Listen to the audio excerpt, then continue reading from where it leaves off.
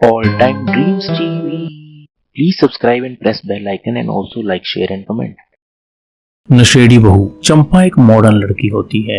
वह नई नई ड्रेसेस डालती है। उसे घूमने फिरने का बहुत शौक होता है। धीरे धीरे उसकी आदतें बिगड़ जाती है। वह सिगरेट और शराब पीने लग जाती है। उसके पिता उसको बहुत समझाते हैं परंतु वह नहीं मानती है। वह कहती है, पिताजी मैं एक मॉडर्न लड़की हूँ, मैं जो चाहूंगी वो करूंगी। उसके पिता उसकी शादी पास के गाँव के लड़के रविंदर से कर देते हैं। रविंदर बहुत ही समझदार और अच्छा इंसान होता है। चंपा की सास बहुत ही तेज औरत होती है। वह चंपा को बात बात पर डांटती है। चंपा को इससे बहुत गुस्सा आता है।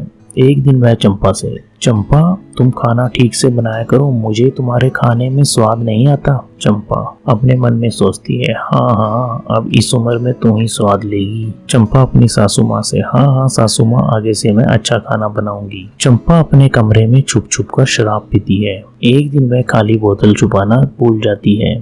उसकी सास उसके कमरे में आती है और अचानक से बोतल देखती है। अरे यह किस चीज की बोतल है? अरे यह तो शराब की बोतल है। मेरा बेटा तो शराब नहीं पीता, फिर ये शराब कौन पीता है? एक दिन दोबारा चंपा शराब पी रही होती है। अचानक से उसकी सास आ जाती है। अरे चंपा तुम शराब पी रही हो? आने दे बेटे को मेरे, आज बताऊंगी मैं।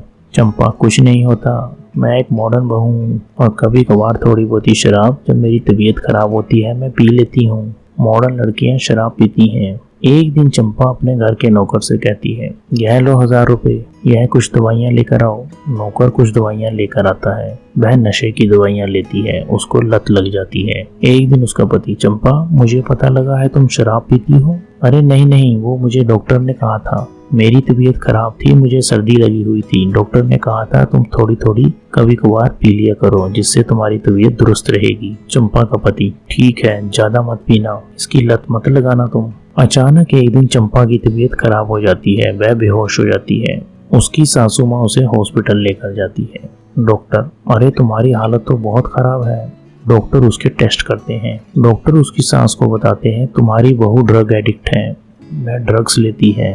चंपा की सास डॉक्टर से, हाँ हाँ बेटा शराब पीते तो मैंने भी उसको देखा है। माताजी शराब नहीं, यह तो बहुत तरह की दवाइयाँ और ड्रग्स लेती है। चंपा की माँ अपने बेटे को बताती है। उसका बेटा चंपा से, अरे तुम तो कह रही थी मैं कभी कभी शराब पीती हूँ, डॉक्टर ने कहा है तुम तो ड्रग्स लेती हो। अरे हाँ हाँ, मुझे नींद नहीं आती थी इसलिए मैं कुछ गोलियां लेने लगी, धीरे धीरे उसकी आदत पड़ गई। फिर मुझे केमिस्ट ने इससे मिलती जुलती गोलियां दे दी, इसलिए मुझे इसकी आदत पड़ गई। वह झूठ बोलती है। चंपा का पति, मैं तुम्हारे पिताजी को बता दूंगा। चंपा, अरे मेरे पिताजी कुछ नहीं कहते, मैं शादी से पहले भी शराब पीती थी, उनको पता है मैं एक मॉडर्न लड़की हूँ इसलिए वो मुझे नहीं डांटते। चंपा को नशा मुक्ति केंद्र में रखा जाता है। वह ठीक होकर घर लौट आती है। एक दिन चंपा के फ्रेंड की पार्टी होती है। वह उस पार्टी में चली जाती है। वहाँ उसके फ्रेंड्स उसको शराब पिला देते हैं। धीरे धीरे फिर उसको नशे की लत लग जाती है। वह फिर से घर में नौकर से दवाइयाँ मंगाती है और शराब मंगाती है और अपने नशे की लत पूरी करने लग जाती है। उसके पति को पता लग जाता है। वह नौकर को घर से निकाल देता है।